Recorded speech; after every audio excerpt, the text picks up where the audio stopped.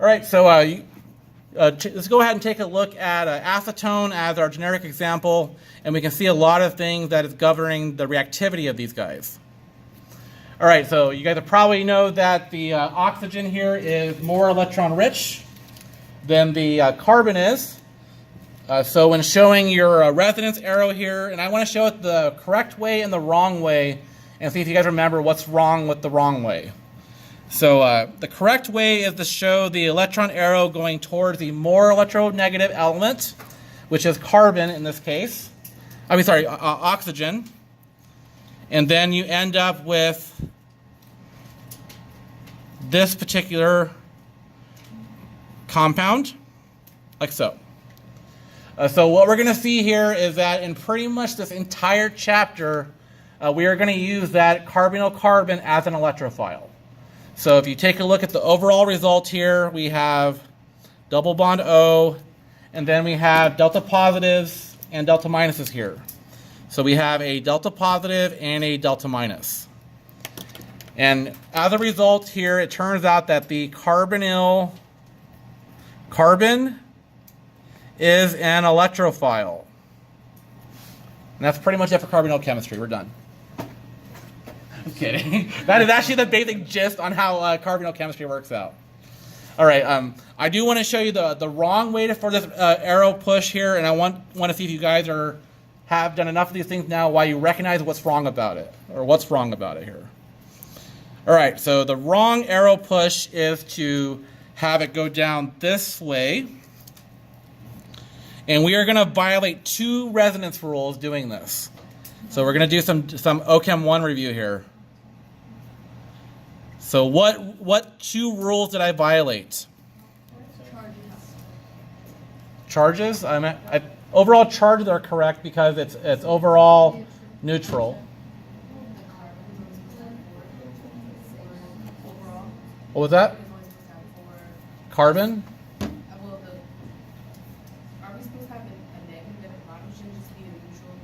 No, if you have three bonds and a lone pair on a carbon, that's a carb anion. It's a negative.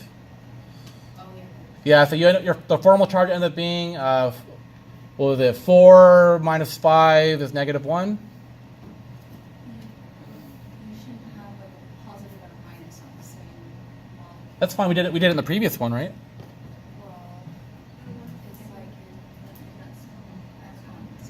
So one thing is you always want to have, so there's two things we do with resonance arrows. We have one where the arrow goes towards an electronegative element. The other possibility show is like chasing the positive, as we've been mentioning.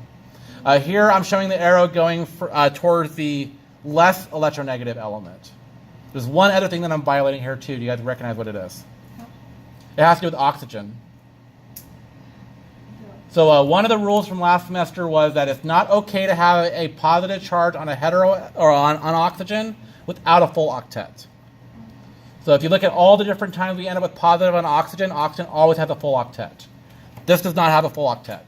So those two rules are big no-nos for this. I know it seems kind of simple here, but I want you guys to recall your resonance rules because they tend to come up during the review questions here. All right. So the main kind of reactions we're going to see with ketones and aldehydes is you're going to have some kind of a nucleophile attacking that carbonyl carbon. You may have extra steps like making it a better electrophile first. We'll see that in today's lecture, how to make it a better electrophile. But in general, the idea is that we're going to get a nucleophilic attack on that carbon. So what I want to do here is I'm going to put some generic groups on there and then talk about it a little bit. So we have group Y. All right, and then you have whatever nucleophile, does not really matter right now, it's just discussion. So nucleophilic attack on let's put our partial charges in. Delta positive, delta minus. Some people like to convert it to this resonance structure first, then do the arrow push. Doesn't really matter, they're equivalent. But attack that carbon, kick that up. What other mechanism had an arrow push just like that? Think of the handful of reactions we had last semester. The SN2 had that arrow push. So you had a nucleophilic attack kicking something away. That's the SN2 arrow push. So when studying these reactions, remember, you guys have already seen every possible arrow push so far. We're just applying it to different examples. So this is just like the SN2 with the way the arrows move. I'm not saying it's SN2, but it's similar in the way the arrows move. All right, what ends up happening now is we have a tetrahedral. And I'm going to write that in here. This is a tetrahedral. Okay, so we have a couple choices that can happen here. If Y if Y is not a leaving group, the reaction stops here, and we get only addition product. This is an addition product at this point. So the note here is if Y is a poor leaving group, reaction stops here. And this would be the route for addition reactions. This is basically what this chapter is about. So if you think about it, if you have an aldehyde or a ketone, Y is either an H or a carbon. Those are both very poor leaving groups. The reaction is going to stop here for this whole chapter. And then what we're going to see in the next chapter is where we have Y as a good leaving group, and the reaction continues. We saw this earlier with the Grignard reaction, I believe, where this reforms the carbonyl, kicks off the leaving group, and then we get a substitution happening here rather than addition. So then whatever your nucleophile is attached here, we now have the acyl product here, your carbonyl, and then it works out if Y is a leaving group, reaction proceeds to acyl substitution. That is next chapter. We're not going to go over those on this coming test. So we're only going to work with the addition part here. Okay. So the main thing that's going to be happening today, we're going to be going over hydrates and acetals. The main difference between them is what kind of nucleophile are you using. So if you want to get a hydrate, we're going to use water. If you want to get an acetal, we use an alcohol. So let's just go ahead and go over hydrate formation first. But before that, do you guys have any questions so far? Is it hydrate, water, and acetal? It's from alcohols, yeah. All right, let's go ahead and take a look at the hydrate reaction. And I'm going to show you 3 variations of the hydrate mechanism.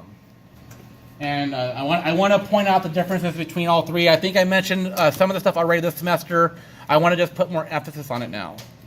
So hydrates, this whole section here.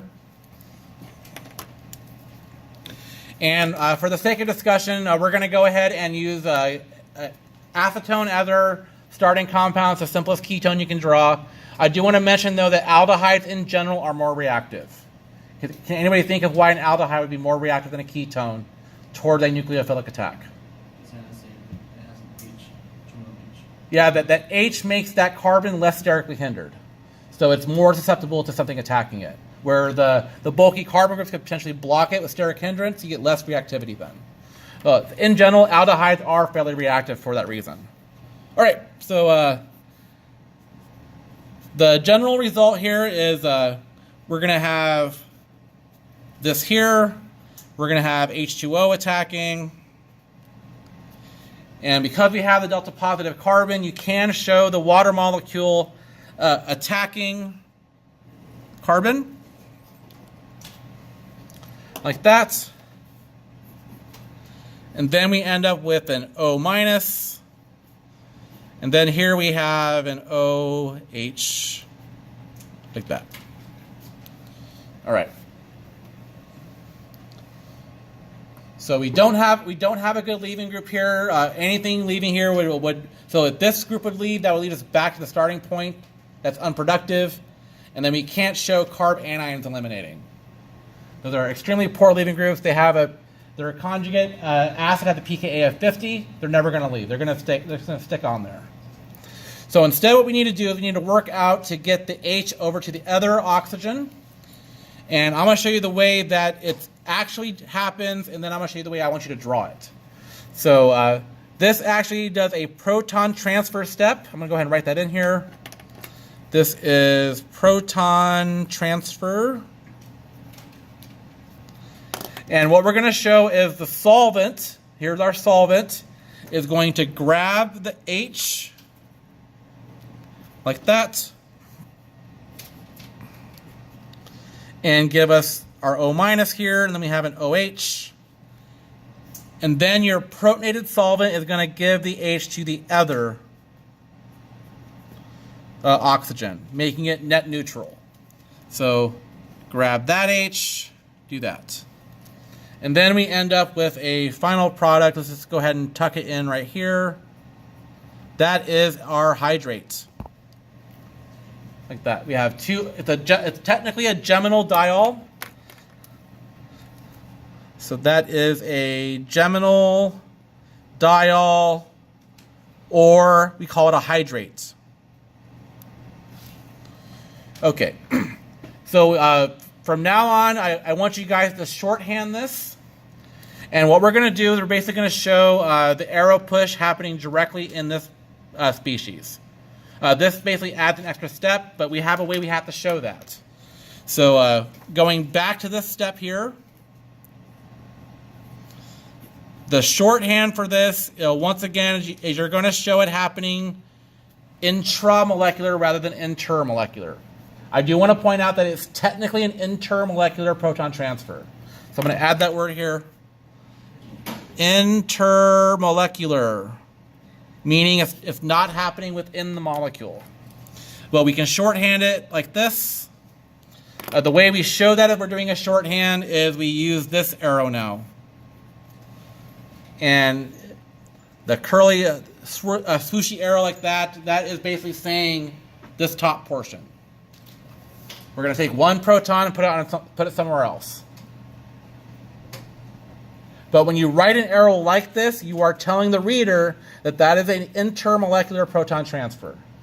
If you do not show it that way, you are telling the reader that it is actually intramolecular. Does that make sense?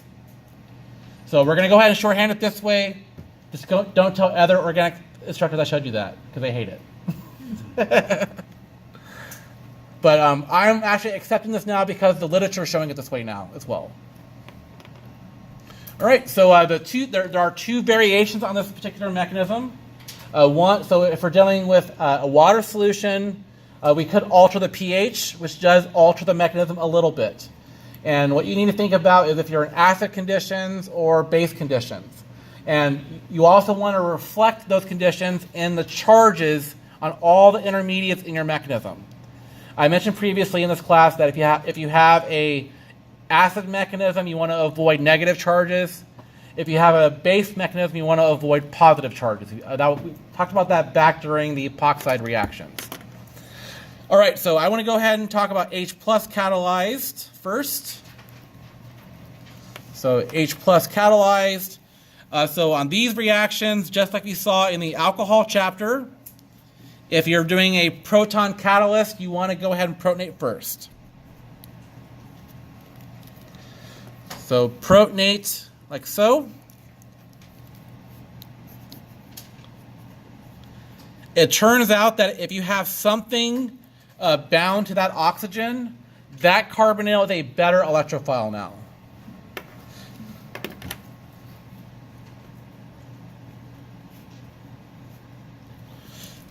So oftentimes, if the nucleophile is not strong enough, we will do a catalyst here. You can either have a metal complex on there, but more commonly in this class, we're going to use a proton as our catalyst. But I do want to mention here that you may see situations where people use a Lewis acid metal catalyst, like an iron or titanium catalyst. Same thing happens though. All right, next thing here. Notice how I had no negatives in my mechanism yet. And if I'm doing this properly, if we're doing a acid mechanism, no negatives, all positive charges.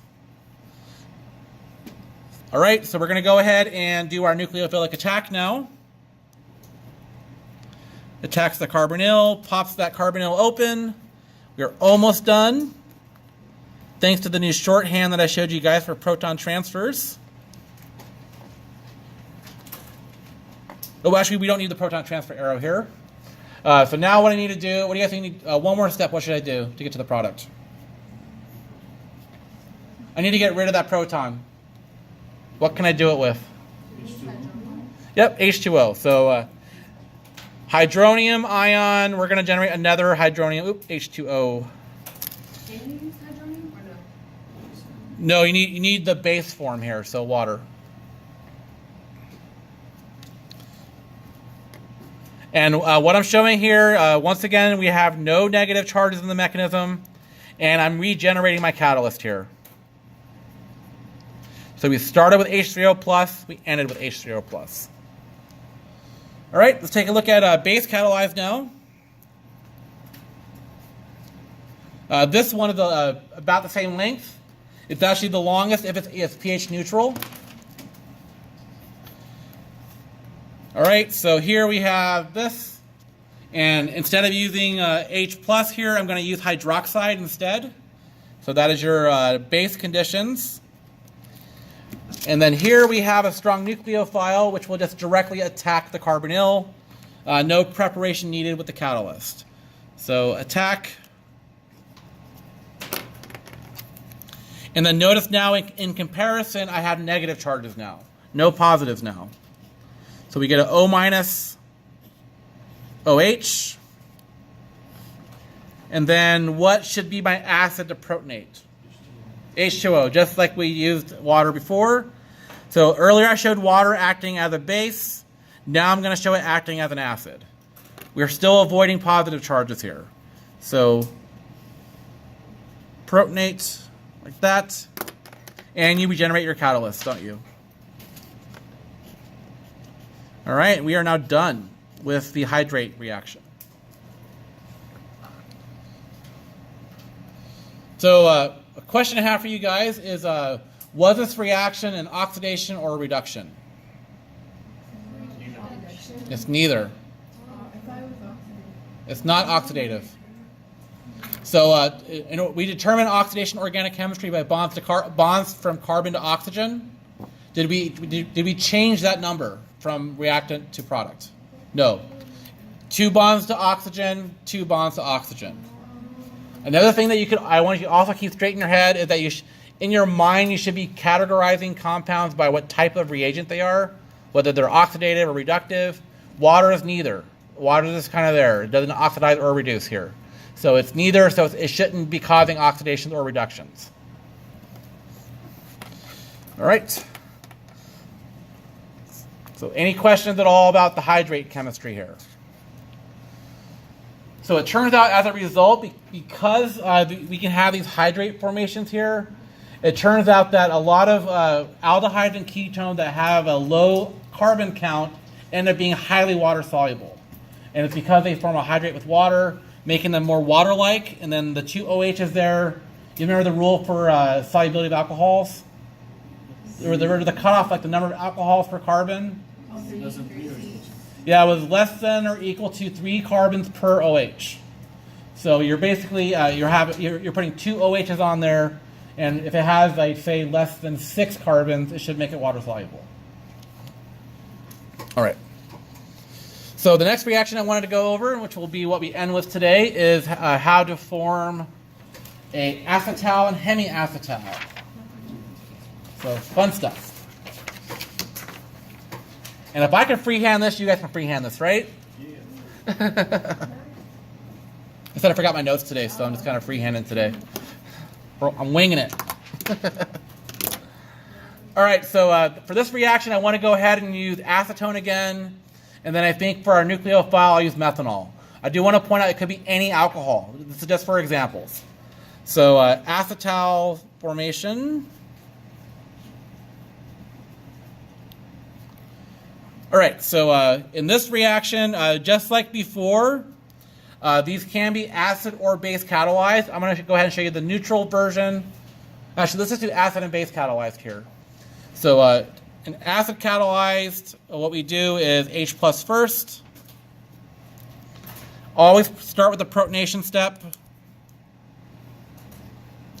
Like that. And I'm going to label my steps here too. This is protonation. Some people like studying these by memorizing the sequence of what kind of steps they are to help them remember them. However, you got to do it, whatever works for you. Just like before, the driving force behind this is that this is now a better electrophile than what we started with. Then what can happen is whatever alcohol we use is going to act as a nucleophile with those lone pairs on oxygen. So this can go ahead and do a nucleophilic attack. Like that. Once again, this is a nucleophilic attack. And what do we have here? We have an OH. We have an O right there. And then we have this. What would be your plus charge on the OH? The middle one. What? The plus charge. Where? The middle. Oh, you're right. Oxygen, you mean? Yeah. Thanks, Alex. Glad to have you here. That was fine. All right, so there's two different things. So if you're trying to get the hemiacetal, what happens now is deprotonation to get the hemiacetal. Typically, though, this reaction is going to proceed, but for the sake of discussion here, there are situations of when you have to stop at the acetal. We will see these today.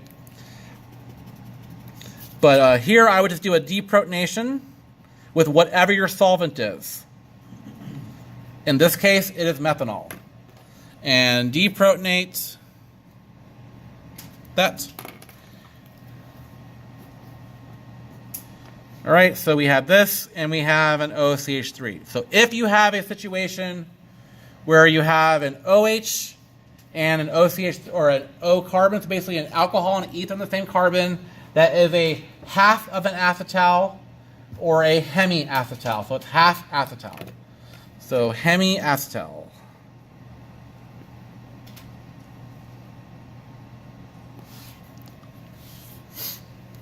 Okay. The main time where the reaction is going to stop here is if your compound is a carbohydrate. It turns out that carbohydrates do become a hemiacetal and they don't react further. And we'll see why when we cover that mechanism. You said to deprotonate, you want to use your solvent, right? Yes.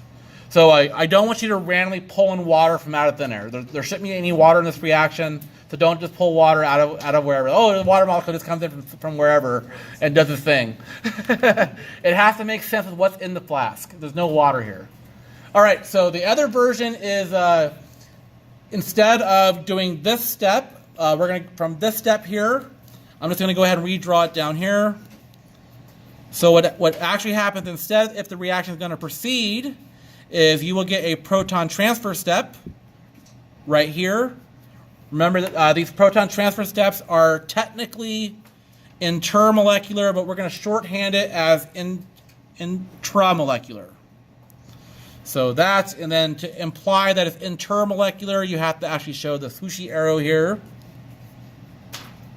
And that is, just like we saw before, that is an intermolecular proton transfer. All right. So what we have now is we have a good leaving group in the form of water on here. That is a good leaving group.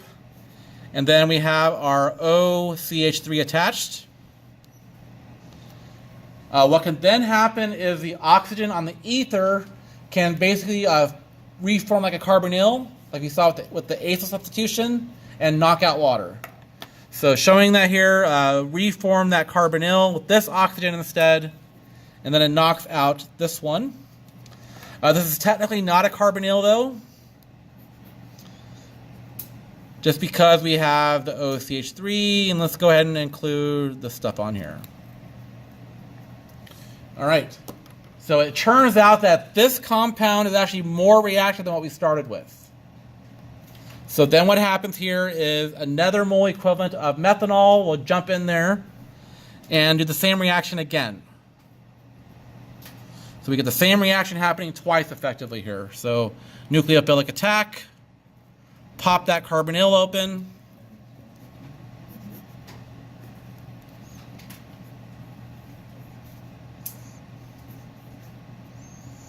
And then what do you guys think I could do to finish the reaction?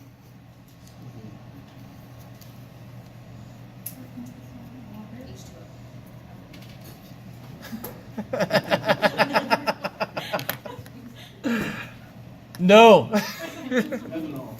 I would use methanol. Yeah, the reaction is not happening in water. Don't just have water, random water molecules go. Oh, it jumped in from the sink from across the room. Yeah, so you want to use your solvents here. So here, deprotonate, and we are done with this mechanism. And we now have our acetal.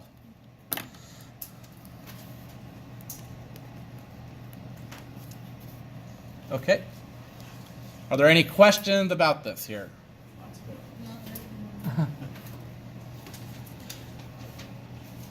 In general, the main use that we're going to have for the acetal reaction in terms of a synthesis problem, it turns out that acetals are actually used as protecting groups for ketones and aldehydes. And we're actually going to revisit some redox chemistry, but in this case, we're going to be able to protect the ketones and aldehydes where we didn't have that option before in the past. So as a protecting group,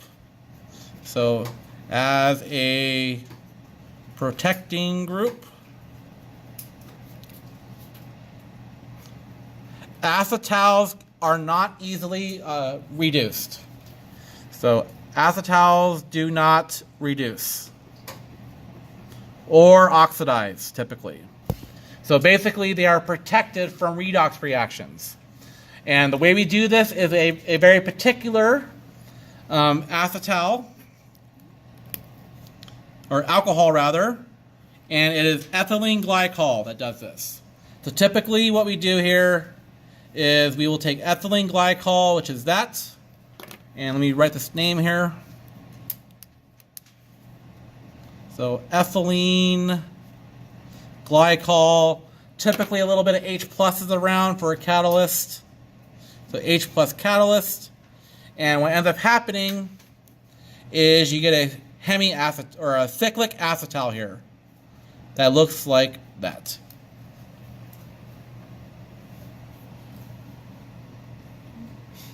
It's like a human face. A robot face. So I've heard robot face, but the best one I heard was it looked like Vader's in that cartoon character. That's actually how the student remembered this. Oh, it's Vader's in. So I have a recommendation for you guys. I highly recommend that you try this mechanism. I actually just covered it. The only thing different here now is that your alcohol here, they're attached to the same carbon piece. You have enough information now. You could practice this. That would be excellent practice for you guys. You never know, it might end up on a quiz or something. Now everybody's listening. I say it might be on a quiz. Everybody's paying attention. All right, so it turns out that these compounds are immune to redox reactions, as we've talked about them so far. So we can use it as a protecting group. To bring it back to the starting point, this is literally just H2O and heat. Brings it back. Like so. Very easy to deprotect. So a little real world question here. Where do we see ethylene glycol in our everyday daily lives? Where is it used? You could probably buy it at almost any convenience store. Grocery stores have it. AutoZone has it. Why would AutoZone carry it? Or any like automotive stores will have it. It's antifreeze. Yep, that is antifreeze. Yep, ethylene glycol. If you put a methyl group on there, that's one of the ingredients for electronic cigarette oil. Is propylene glycol. So, right.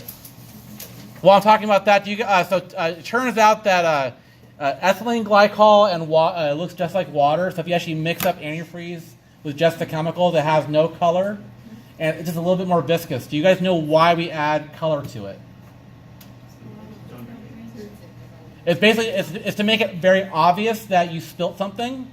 That it has a high color to it. Usually it's like bright yellow, bright green, bright orange.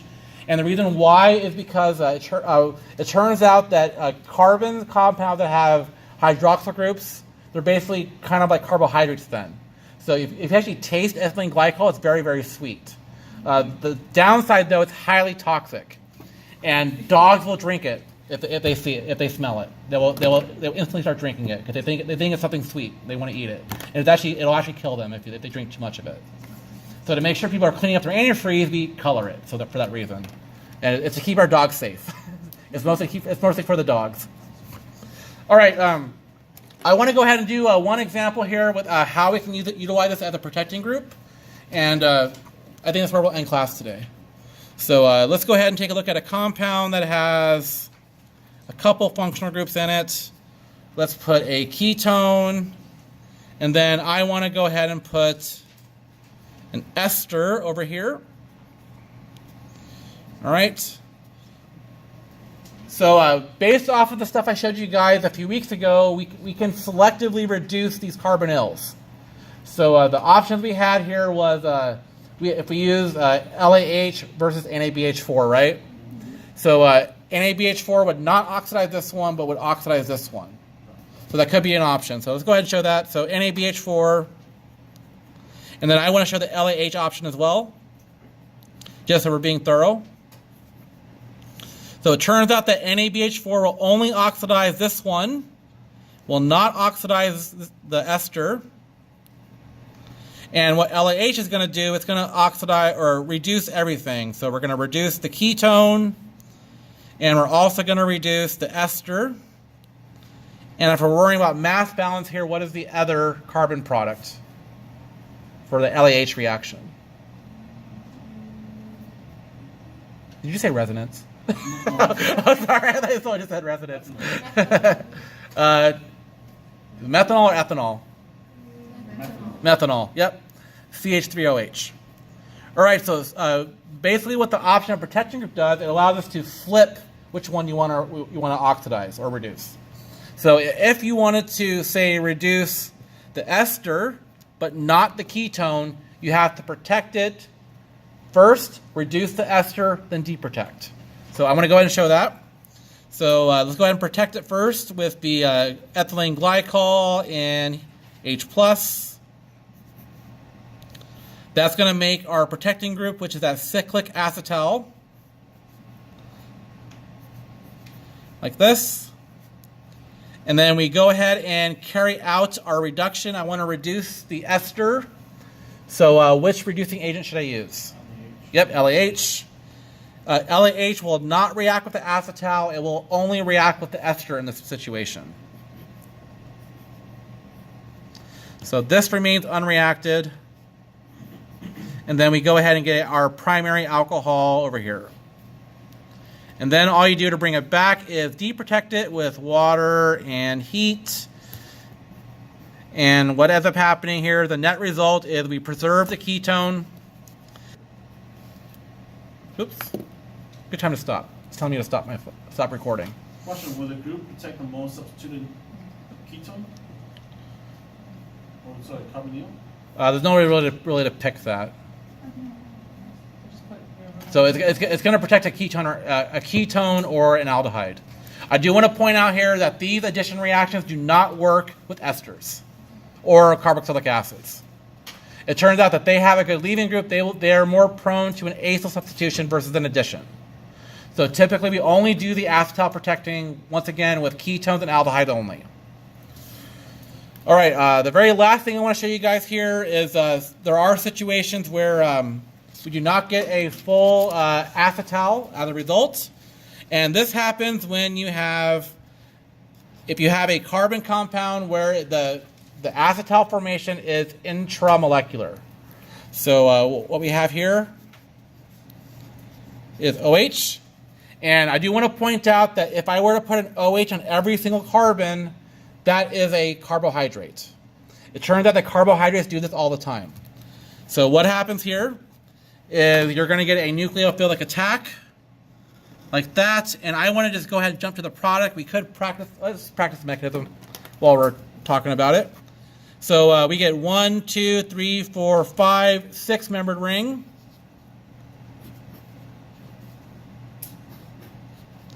Like that.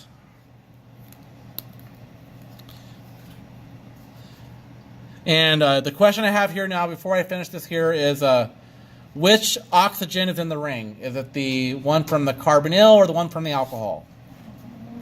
One from the alcohol, and the alcohol still has an H attached, like that.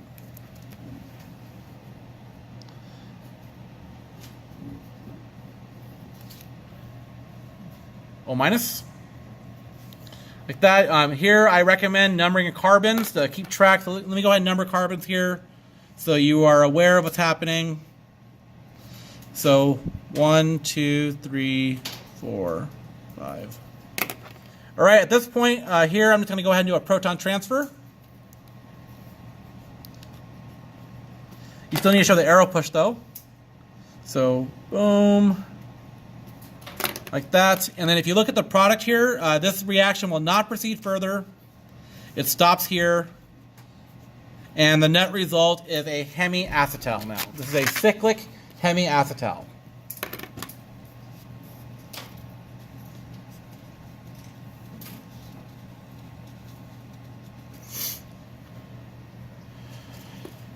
Okay. So this is actually the main reaction for carbohydrates. If you've been looking at the syllabus here, this is normally where I interject carbohydrate chemistry. Typically, the only thing I really go over with that particular topic is how they go from a straight chain to a ring, and doing the mechanism like we just did, and then various redox reactions with carbohydrates. And that's pretty much all we go over with them. But are there any questions about this here? All right, one last little thing here that I want to mention, just giving you seeding some carbohydrate stuff here. The carbon that used to be the carbonyl is referred to as the anomeric carbon. Anomeric carbon.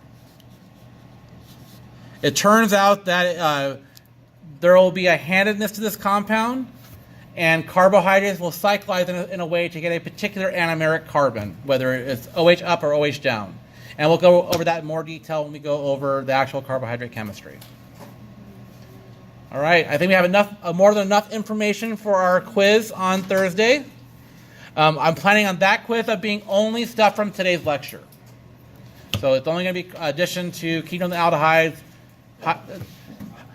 I'm probably going to put a synthesis question on there too, just to make sure that we're utilizing all our reactions, right? But if I were to give a mechanism, it's going to cover one of these mechanisms we did today. All right, good stopping point. Let's stop. All right, so let's go ahead and quickly go over how to make ketones and aldehydes. This should all be in review. And we're going to just go ahead and do a little bit of redox review here. So I want to go ahead and start off with ethanol. And if we oxidize that one step, this is going to become an aldehyde. And if you oxidize that one more step, it becomes a carboxylic acid. Okay, so going towards the right, that's oxidation. Going back is reduction. So going this way, if you want to stop the, the oxidation at the aldehyde, how do we do that again? That was PCC. And then how do we jump straight? Oops.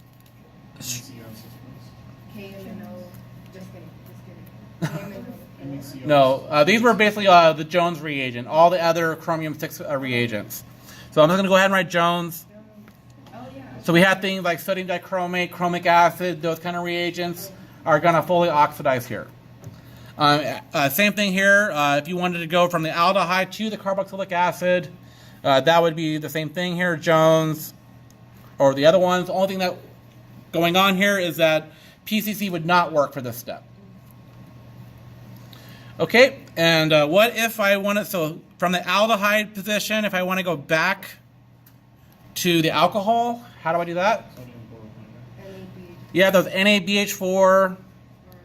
Would LAH work here? No. Yeah. Yep, it would. Yep, so or LAH. And then for this one here, if I use LAH with this, can I get, sorry, if I use borohydride here, does that work? No. Nope, we have to use LAH, and did that go back to the aldehyde? No. No, it's actually going to fully reduce all the way back, like that. So the one new reagent we have is we now have the reduction equivalent of PCC.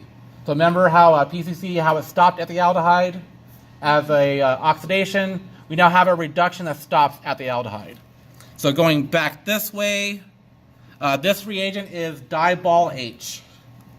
So, diball H is what you want to use. And what this reagent is also an aluminum hydride, but it has groups on there making it less reactive than LAH. So this reagent here looks like this. So we still have the H aluminum bond. That is the same kind of reducing agent that we had in LAH. The difference here now is we have these alkyl groups coming off. This is now a weaker reducing agent. You want to think about it in the same kind of fashion as that PCC with a weaker oxidizer. So you didn't get a full oxidation here. And what this stands for, diball H, is diisobutyl aluminum hydride. So I'm going to go ahead and write it out here for you. So we have the isobutyl groups, and we have 2 of them, so diisobutyl, and then the rest is just aluminum hydride. So we have diball H. Chemists are so creative in their names. All right, are there any questions on the use of diball H? So the main time you're going to use these reagents is if you have, say, a carboxylic acid and you want to bring it to the aldehyde. Based off the old reactions we had, you had to do 2 steps to do that. You'd have to do the full reduction and then bring it up 1 step. Now we can just go back 1 step instead. All right, the other reactions that we talked about so far in this class, or at least for making ketones and aldehydes, most of this is actually from last semester. Does it react with esters or ethers? What's that? Does it react with esters or ethers? Esters and carboxylic acids it works with. All right, so the options we have here. So so I want to say here that this is an ester or acid.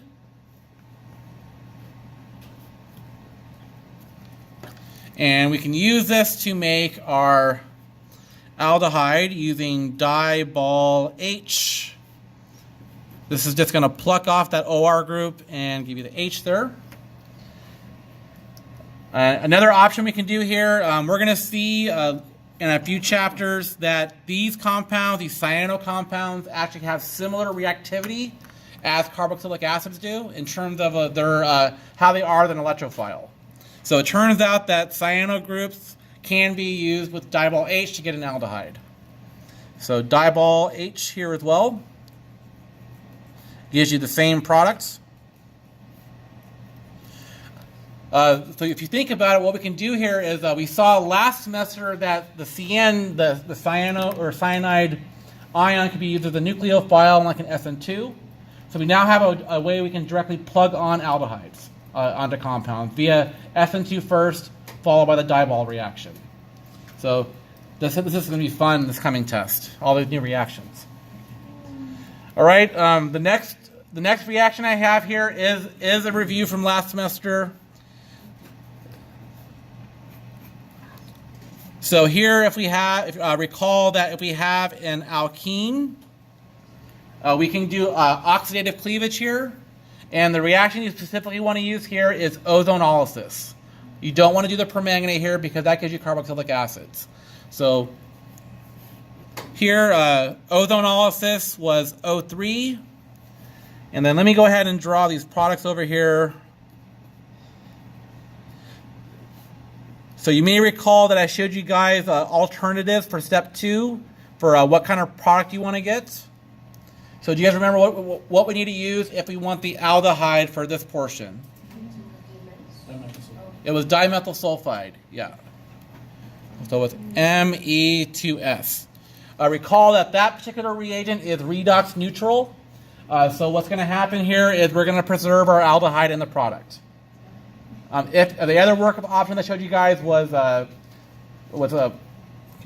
brain fart right here. Hydrogen peroxide was a workup that was an oxidative condition, and then we had the reductive conditions with NaBH4.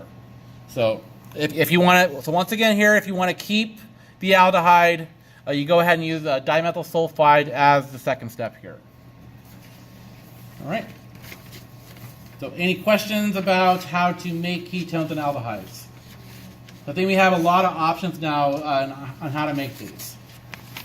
The next thing I want to show you guys is how we can get rid of ketones and aldehydes. There's a way to get rid of them.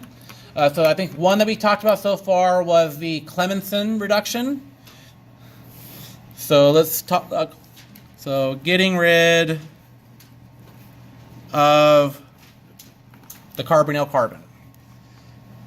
So we can't just do a standard reduction here, because if we use something like LAH or NaBH4, we don't get rid of the oxygen completely. We keep it as an alcohol. So if you want to get rid of it completely, replace it with two H's. The best way to do this, I think, is make a thioacetal. So here you go ahead and make your ketone, and then we go ahead and treat this with this is basically the sulfur equivalent of the ethylene glycol we talked about last time. And this does need an H+ catalyst. And sulfur being in the same column as oxygen is, you get a thioacetal out of this. So we get this.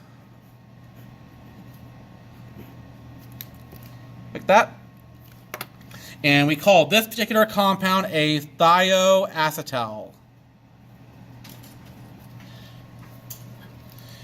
It turns out that these are pretty easily reduced, and what you need here is something called rainy nickel. So it turns out that different metals have different kind of meshes the way they are. It turns out that rainy nickel is fine granular nickel. But you can just write rainy nickel on there, and we also need H2. It's very similar to H2 and palladium here, so the way you want to think about it. Nickel was actually one of the options for a catalyst for the hydrogenation reaction, if you remember. And what happens here is you completely get rid of that carbonyl. You now have an alkane. All right. And then we have other ways that we can basically turn them into amines, which we're going to be going into here now. But do you guys have any questions about this here? Go ahead. For the dipole, did you also use 9-BBN? Was it a past reagent?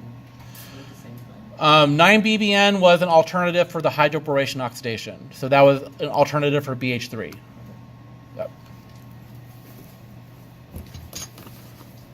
All right, so the next thing I want to go over here is how we can work with how we can get amines on here, and what happens if these react with nitrogen groups.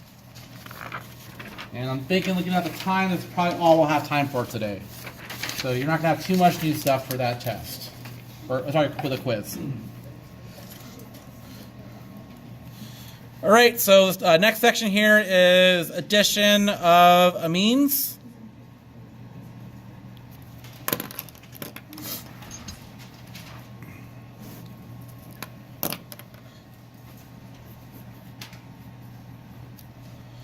All right, so here we have we're going to go ahead and use acetone as our generic ketone / aldehyde here. This does work with ketones or aldehydes. And I'm going to go ahead and use methylamine as our starting point here. All right, so it turns out here, so before I start here, this reaction is not acid catalyzed. What would make this problematic if we were to put an acid in there? The amine space. Yep, so the amines are bases. So if you had an H+ in there, it would protonate the amine. The amine is no longer nucleophilic. So no acid catalyst here. So we go ahead and just have this attack directly. These are nucleophilic enough to not need a catalyst. Like that. All right, so then we have here an O-.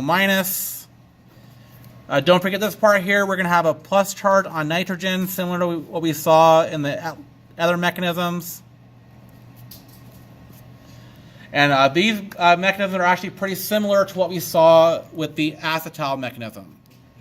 So proton transfer is next. Yep. So just like we saw with the acetal, the second step with the proton transfer. That's also intramolecular. Yeah. So yep, you're right. So I'm going to use the curly arrow again to show that it's an intramolecular proton transfer. I'm using purple for my arrows today. So. All right, let's just go down here. All right, HONHCH3. All right.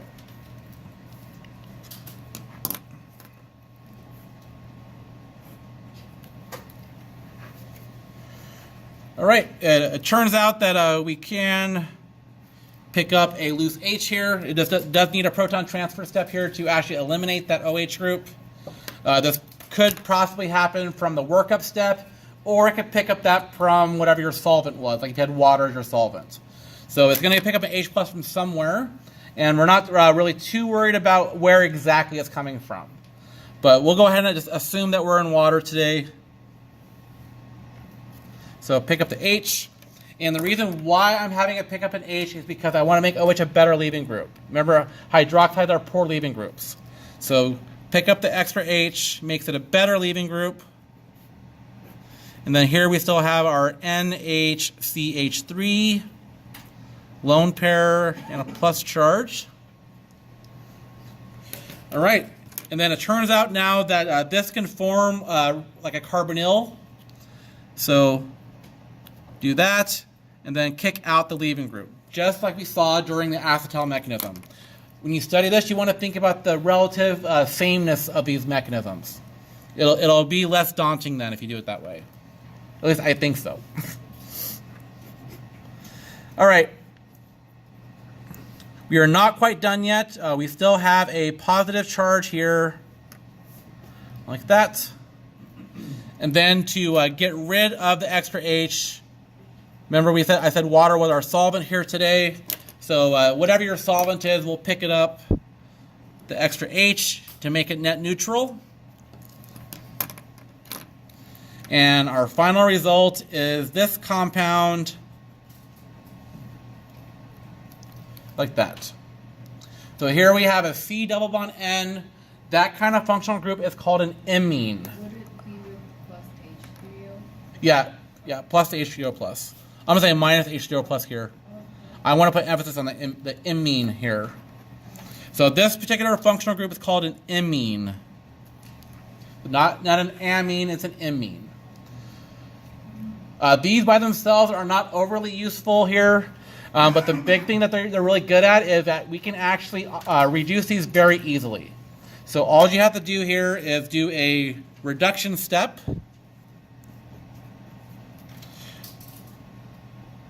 So you can just basically pick one of your reducing agents, and what you end up here is this. Wait a second. Like so. So you basically now have an amine. This process together, so typically the way this is done is people will mix the amine and the whatever ketone together, and then the workup step, it'll be reductive conditions. And together we call this type of reaction here a reductive amination. So you're putting in an amine group on there, you're also reducing it. So once again, reductive amination. So reductive amination. For those of you guys that are following a textbook, typically this reaction is mentioned during the amine chapter, but I think it makes sense to show it here because they start with the amine reaction first. So reductive amination. All right, are there any questions about reductive amination so far? All right, so going back here for a second, it turns out that you only get the amine if the amine is primary. So this is a primary amine that we're using here. Do you remember how to distinguish between a primary, secondary, tertiary amine? Yeah, so it's different than alcohols. So for alcohols, what we did was we looked at the carbon that had the OH and then how many were coming off of that. For amines, you look at how many carbons are coming directly off nitrogen. So because nitrogen bonds differently than alcohols do, we typically distinguish primary, secondary, tertiary different. So because of that, it's actually possible to have a quaternary amine. All right, so the thing here we need to look at here is what happens if we change it to a secondary or tertiary amine. So what I'm going to do here now is just add a second methyl group on there. So here, same starting point. Instead of methylamine, I want to work with dimethylamine. So here we have our NN dimethylamine. We still have a lone pair there. And just to emphasize here, this is secondary now. They start off pretty much the same way. You get your nucleophilic attack first on the carbonyl. Boom, boom. And then we get our tetrahedral here. O minus. And H. And then I'm just going to short that as CH3-2 because 2 methyl groups.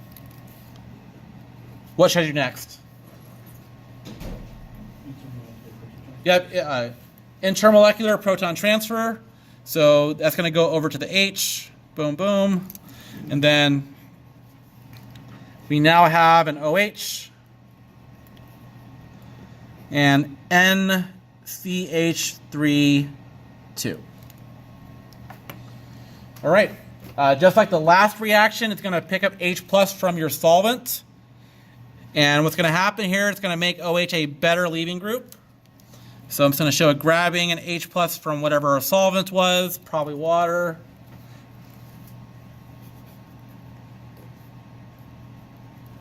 H2O, NCH3-2. And there's a plus there. All right, so far the mechanisms are exactly the same.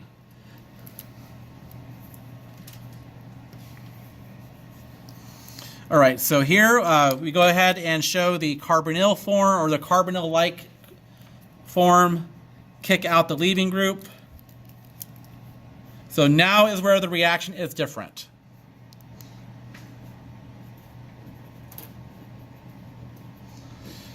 So I'm going to pull this down just a little bit here in a second and compare these. All right, so at this point where we had the double bond N in the previous mechanism, this step is over here. So here we did removed a proton to make it neutral. We can't do that here because we have methyl groups now. So what ends up happening instead is going to attack the alpha carbon, which is one away here.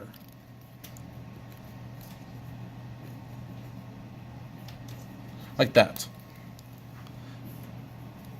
So here we go ahead and show water acting as a base. So grab an H. You get a double bond here now instead of between the nitrogen. And then this pops up as a lone pair.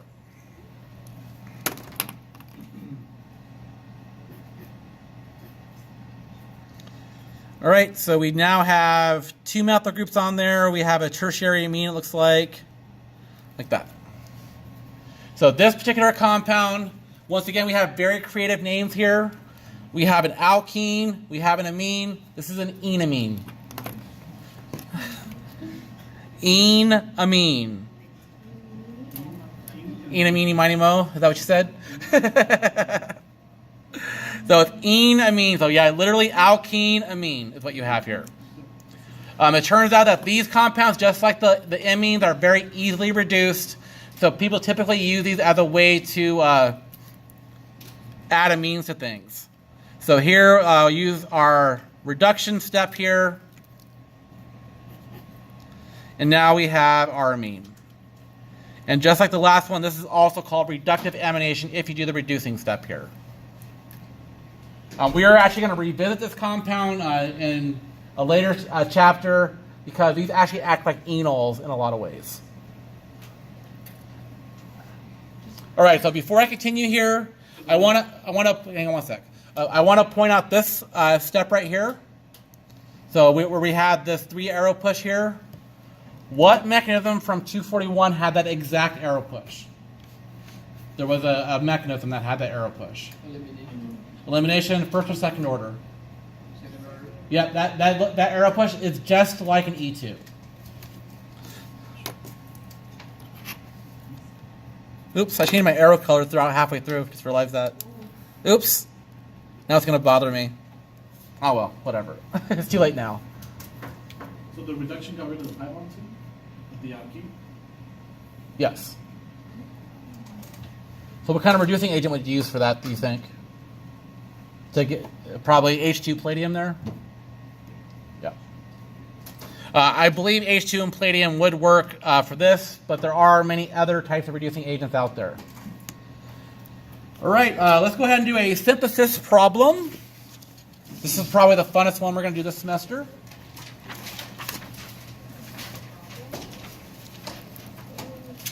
All right, so starting from benzene plus any substrates that are less than or equal to 3 carbons. The compound I want to make is a benzene, and then 1, 2, 3, and then here I want NHCH3.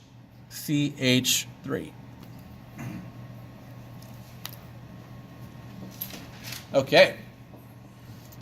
So thinking about what we just talked about here, I'm thinking I want to kind of backpedal a little bit and think about, okay, I probably need a carbonyl here at some point.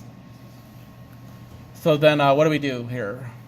So we need to figure out a way to make, or basically put an acetone piece on here. We have several options we can do here. I'm going to choose the Grignard route, but remember there are definitely more than one way to do these things. You could do an alkylation reaction, but let's go ahead and use the Grignard. So what I'm going to go ahead and do here is, starting from benzene, I want to put a bromine on here. Is it aluminum or iron? So we use aluminum for the alkylation acylations, the butyl-crass. If you're halogenating, you want to use the iron catalyst. So this is a Br2, FeBr3. The aluminum trichloride is specifically used for when you're adding the carbon groups on there. I'm betting this would probably work too, but we'll just keep consistent with the text and just use iron for this reaction. Now I want to turn it to a Grignard. So this is just magnesium and ether.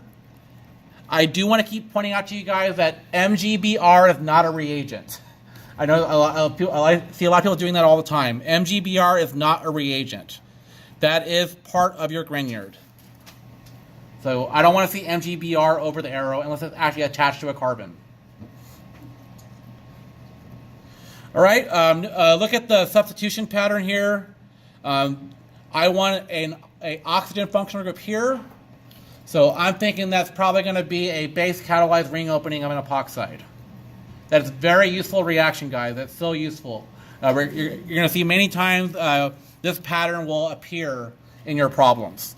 So the epoxide I want to use is this one. And this does meet the criteria of 3 carbons or less.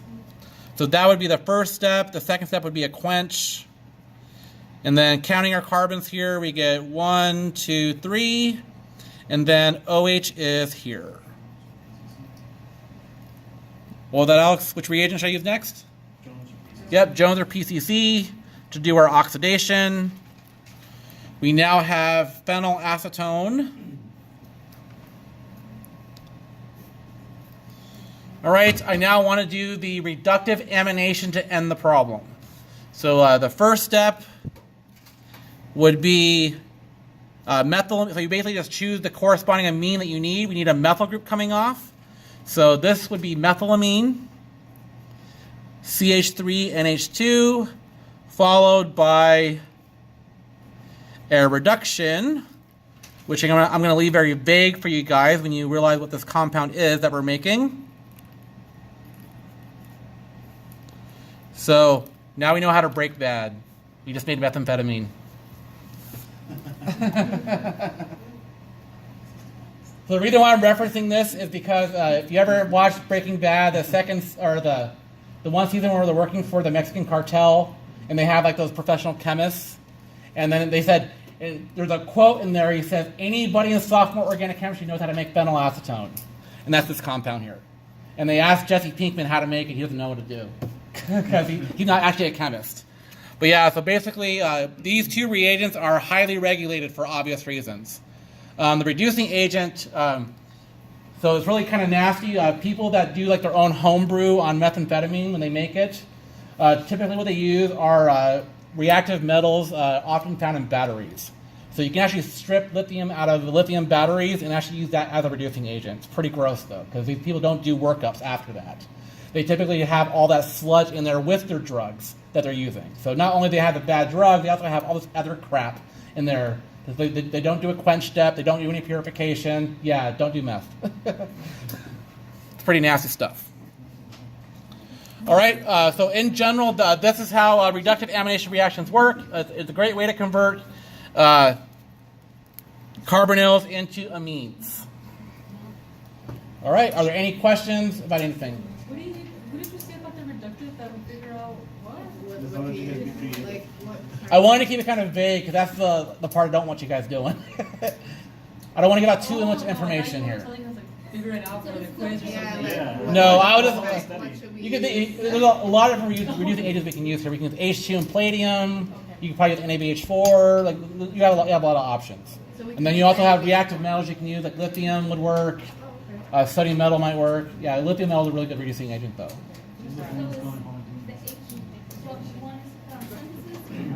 What? I want you to be more specific. So just pick one of the reducing agents. I'm not going to be that picky. H2 and palladium. How's that work? How about that? All right, guys. We are not quite done with this chapter. We do have... So what I'm thinking here is, for those of you guys who want to study this weekend, the quiz will go up to this. But I wanted to mention it for those of you guys that are following along in the book or the notes online. We still need to cover cyanohydrins and the Wittig reaction, and that's where the exam will go up to. I'm going to save the so cyanohydrins. So I want to mention study cyanohydrins and the Wittig reaction. The short version here is we're going to see that cyanide groups can react here and give a cyanohydrin, which can then lead to different products here. These notes are online. And then the Wittig reaction is a way to go from a ketone or aldehyde to an alkene. So we have more ways to extend carbon chains. And I want to mention here that the Wittig reaction is very useful for synthesis problems. Anything that extends carbon chains is pretty useful in problems. You'll see. So that's not on our course. Yeah, so once again, just to clarify here, the quiz is going to go up to where we got to today. The exam is going to include everything plus these guys. I don't expect to have to get a chance to thoroughly cover carbohydrates, so I'm going to roll that into the next exam. So we'll do carbohydrates not next week, but the following week. I did want to point out, though, that carbohydrate chemistry is application of this chapter, though. So I wouldn't be on the exam. It's not going to be on the exam. All right, guys. So everybody have a good weekend. Study hard, and we can pass these quizzes, right? Study, study, study. There's still hope. There is still hope. Yes, there is always hope. All right, guys. Have a good weekend. All right. So the last part of this lecture has to do with cyanohydrins and the Wittig reaction. So first things first, let's go over to the cyanohydrins.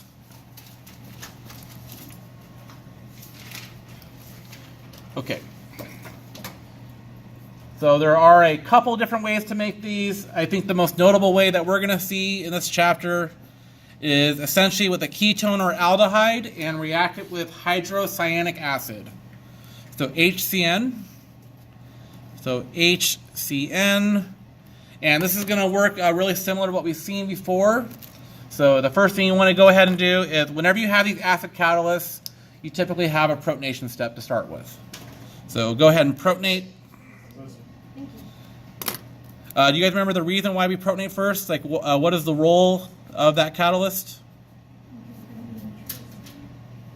So remember, in general, the role of the catalyst is to lower energy of activation, and the whole idea is you get an alternate path to the product. And here we're essentially lowering the energy of activation of the nucleophilic attack, because this is a better electrophile, so this is more susceptible to the attack. It has a lower energy of activation than if it were to attack this one directly. So, just a little review there on catalysts. So here we have the CN ion. I'm going to go ahead and draw it out for you. That's your cyano ion. And this can attack like so. Oh, you may hear me use the words nitrile and cyano interchangeably because they mean the same thing. So if you ever see this referred to as a nitrile, that is correct as well. All right. So here we get our addition product. The reaction cannot proceed much further here in terms of the addition. So it turns out the reason why we've been covering this is because these are really useful intermediates for synthesis problems. Your guys' favorite, right? So it turns out that we have a couple of options of things that we can do here. One of the main ones we could think of here is from here. Let me go ahead and show you guys a couple different reactions we can do. We will go over the details of these reactions during the next set of content here. So it turns out that if here we treat this with H plus and heat, it turns out that the cyano group will actually convert to a carboxylic acid.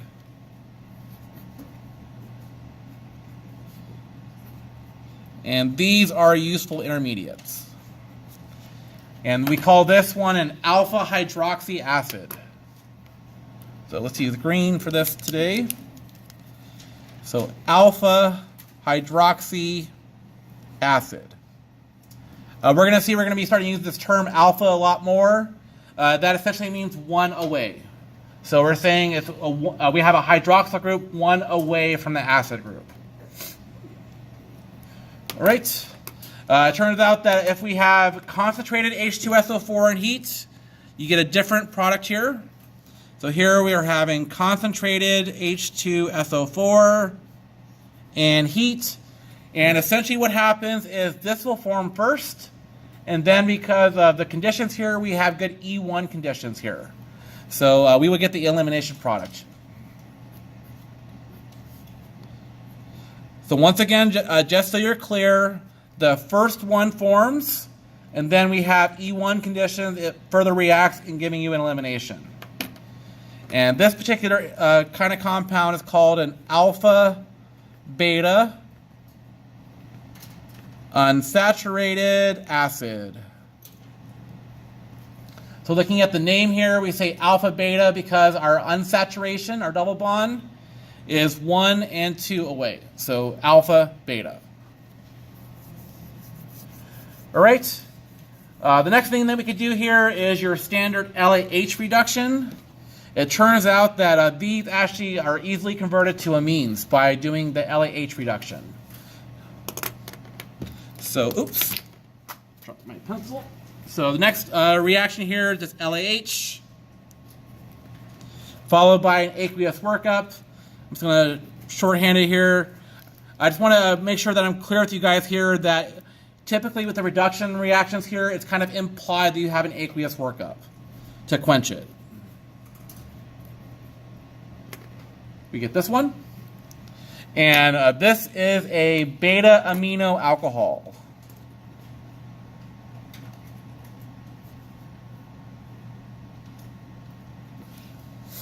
All right. These are very useful intermediates for biological compounds. You guys are going to see that a lot of the driving force behind organic chemistry are the biology side. the driving force of figuring this stuff out. All right. So any questions about this one here? So for now, don't worry about the details on how we go from here to here.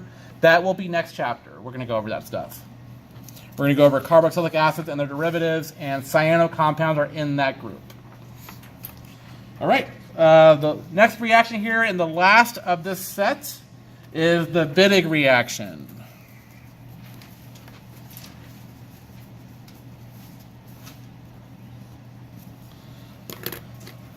So just before we proceed here, notice I'm using a B sound with the W here. It's pronounced Wittig, not Wittig. So we use a B sound there. Not too particular about that, but I'm just trying to be proper here. That's how the name was pronounced.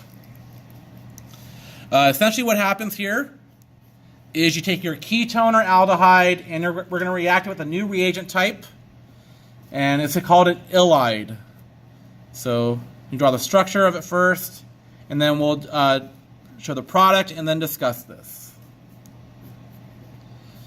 Essentially, the way you want to think about these guys here is that you have a carb anion, essentially. All right, where'd my green go? There it is. So here we have our aldehyde or ketone. Here we have the so-called ylide, and it acts like a carb anion. So it acts like C- would. Remember, these carb anion reagents don't actually typically exist. We have alternative ways that we make them, and that was things like the alkyl lithium, the Grignard, and now we have an ylide, which is similar. Basically what happens here is you're going to replace the double bond to O to be double bond to carbon, and then you'll have whatever R1 and R2 is hanging off. So once again here, instead of having double bonds to O, it's going to have double bonds to carbon, and I'm just going to draw out the C just to emphasize what's going on. So there's our R1, here is our R2. And then instead of this one having bonds to carbon, it's now going to have bonds to oxygen. So that is a side product. Like so. All right. So what is our product here? What kind of functional group is that now? That alkene? Yep. Remember your functional groups, right? I know everything's so hard now. You're forgetting the simple stuff, right? So, yeah. All right. So first things first, I want to go over the chemistry of making the ylide. So if I have you guys do a reaction that requires the Wittig, I want to show you. You need to show me how to make the ylide. And essentially, what you do is you choose the corresponding alkyl bromide. Basically we want a bromine where this group will be. So essentially you're going to have just to summarize here, a bromine where you want the carbonyl to attach at, is where you want it. So first things first, let's talk about the chemistry here. So making the ylide. Must be allergy season right now.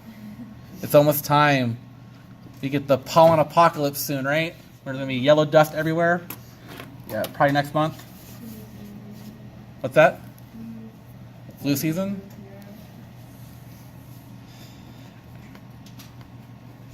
All right, so we have this compound.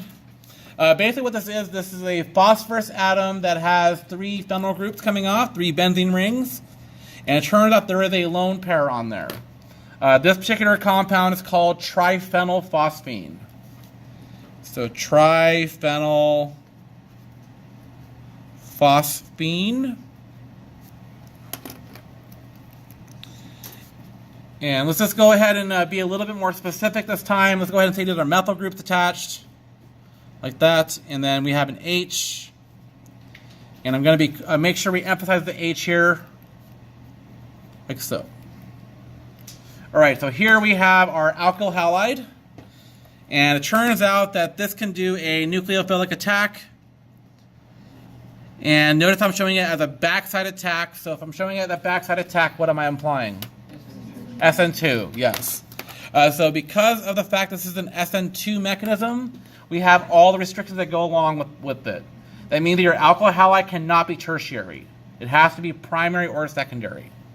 So SN2, and then the comment I'm going to add here is primary or secondary alkyl halides only. What would you expect the triphenylphosphine to do with the tertiary halide instead? Elimination. Well, it'll do the elimination reaction instead. It'll basically act as a bulky base. That is a huge compound. It'll act as a bulky base in the E2 elimination.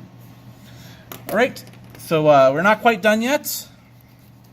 So essentially what happens now is we have PH3P, and then we have two methyl groups coming off, and H. And if we're worrying about formal charge here, phosphorus is the group 5 element. It currently has 4 bonds to it. 5 minus 4 is plus 1. That's a plus 1 formal charge. Okay. We're not quite done here yet. It turns out that typically this is in the presence of a strong base. So here we have a, let's just put strong base. Bless you.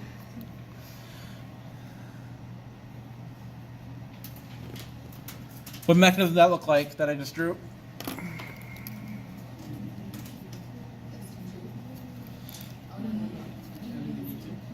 First or second order? Looks like first order to me. This is essentially like a carbocation, the way we draw the arrow push here. So it's similar to an E1. So, and I'm going to put that in quotes here because it's technically not an E1 because it's a non-carbon group there, but it looks just like it. All right, so here we have the phosphorus and carbon double bond, and then we have 2 methyl groups coming off. That is basically our nucleophile. That is our ylide. And it just turns out that this is actually in resonance. And it works out where, in this case, the lone pair goes towards carbon.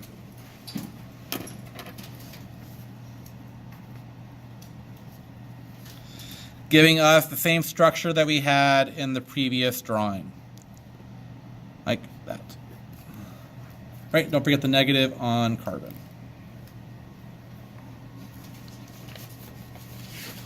Okay. You could use either one of these compounds to do the chemistry with. You know, I mean, you can start with this one or this one to go with the reaction with the ketone. I recommend that you use this one, just so you remember what goes where in the mechanism. So let's go ahead and take a look here. The way I approach these kind of problems is the way I draw them out is I kind of line them up similar to how we lined up compounds during the Diels-Alder section.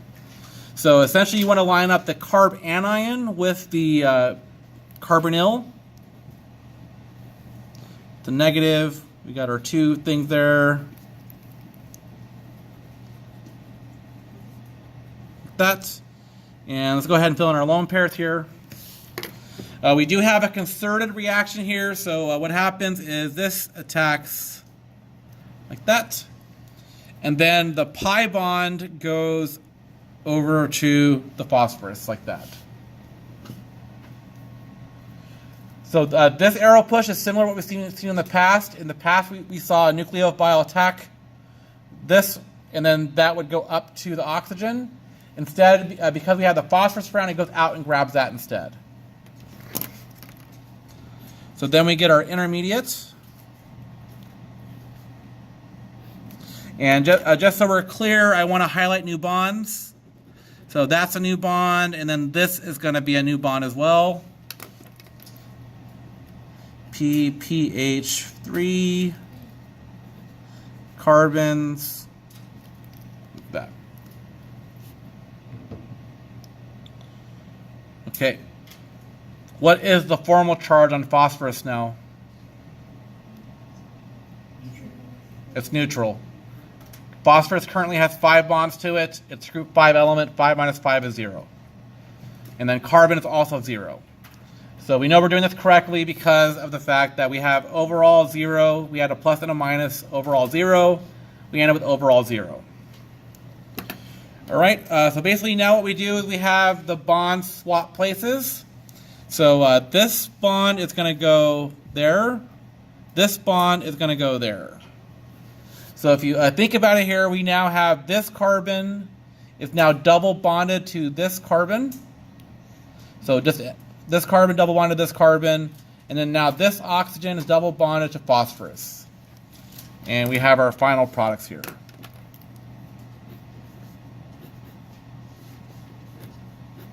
All right, we get our alkene. And then we get the final product with the oxygen on top of the phosphorus, like that.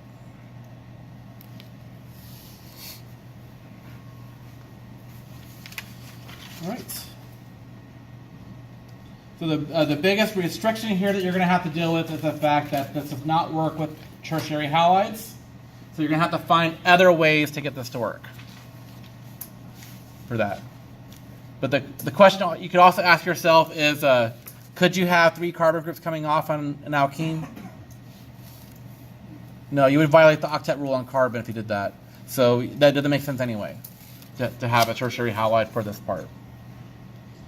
All right, the only thing, last thing I have for you guys here today is a synthesis practice problem. And that's pretty much it for the exam. So let's go ahead and work through this thing here, and then I think we'll probably go early today. If you guys are okay with that. Or I can cover more material, whichever. No, we're okay. All right, so this particular problem, I give quite a few restrictions. So we're going to start with benzene, and we're going to start with rubbing alcohol, so isopropyl alcohol, and we're going to start putting some pieces together here. So I want phenyl, there, and that. All right.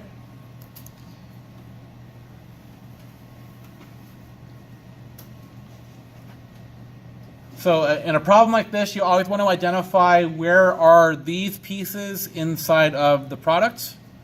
And it looks like we're going to need 2 different ways to use this compound. I'm noticing there's a 3-carbon chain here and a 3-carbon chain here. And based off what I know from the chemistry we've been covering lately, they probably come from this right here. The benzene ring is obvious; it's right there. So how do we put all this together? Yep. So you want to do a Friedel-Crafts acylation first, and I'm noticing that this portion right here. Remember, we just covered the the Wittig reaction, so that's going to be the Wittig reaction at the end. So I need to basically get a propyl group with the double bond O. So I need to somehow figure out how to turn this into propyl chloride. So basically what I need to do, starting this off, I need to go here to here. Okay? So first things first, I need to get the oxygen functional group 1 carbon over. I think the best way to do this would be elimination followed by addition. So do an E1 elimination followed by an anti-mark addition, and then we can work from there. Okay, so first things first, I want to do this elimination. How do I do that?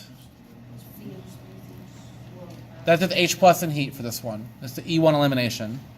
So H3O plus and heat. Elimination.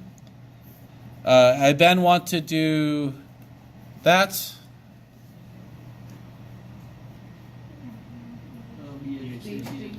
Yep, that was the hydroboration oxidation reaction. So that was the BH3, THF. That's your hydroboration step. Oxidation is NaOH and peroxides. Like so. All right, I then need to oxidize this to a carboxylic acid. Jones is the better option because PCC would stop the aldehyde. Yep. So first things first, I want to use Jones. Remember, PCC would give you an aldehyde, not a carboxylic acid. And then to get this to convert over,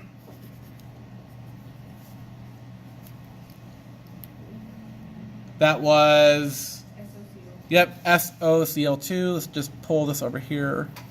Thionyl converts any OHs into chloride groups. All right. I then want to attach this to the benzene ring. And then we're going to do a little side problem before we finish it here. But throw in some benzene. Need a catalyst. Yep, AlCl3. So I'm showing it a little bit differently than usual. So right now I'm putting benzene as if it were the reagent. Technically it's a substrate. But we're going to get our target here, or almost our target. We have that. Okay. So I need to choose the corresponding ylide to attach on there. It looks like having the ylide in this position works out great for us. So first things first, I need to convert this compound to the ylide that has the phosphorus group right here. It's going to take, I believe, 2 steps. Yep, PBr3. This converts OHs to BRs. And then we go ahead and triphenylphosphine. PPH3. Often the second step is a strong base, so like butyllithium is an option that people often use here. So I'm going to go ahead and use that. Butyllithium. It's basically a very strong base. And we make our ylide. All right, going back here. That goes on the arrow now. And we are done. That gives the target.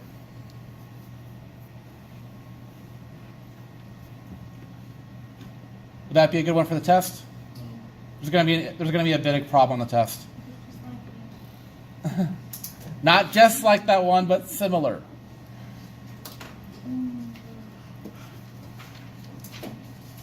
All right. So what all is on the test, new material-wise? So we did aldehyde the ketones, pretty dense. There was one topic as I was pushing to the next test that was carbohydrates. Yep. So I was planning on going over that stuff on Tuesday next week. So aldehyde the ketones, I mentioned that I'm going to try to do like roughly half new material and then half old cumulative material.